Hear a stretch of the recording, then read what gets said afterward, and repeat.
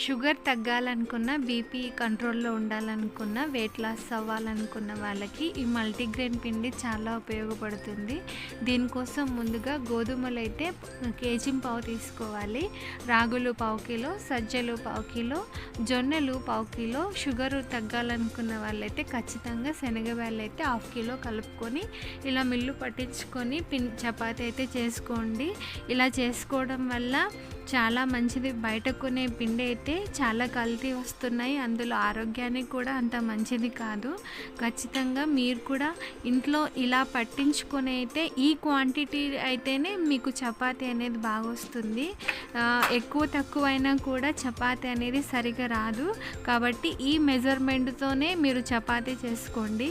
ఎందుకంటే ఇందులో ఏది ఎక్కువైనా ఏది తక్కువైనా చపాతీలు అయితే సరిగా రావు. కాబట్టి ముందే చెప్తున్నాను, తప్పకుండా ఇలా ట్రై చేయండి. నా యొక్క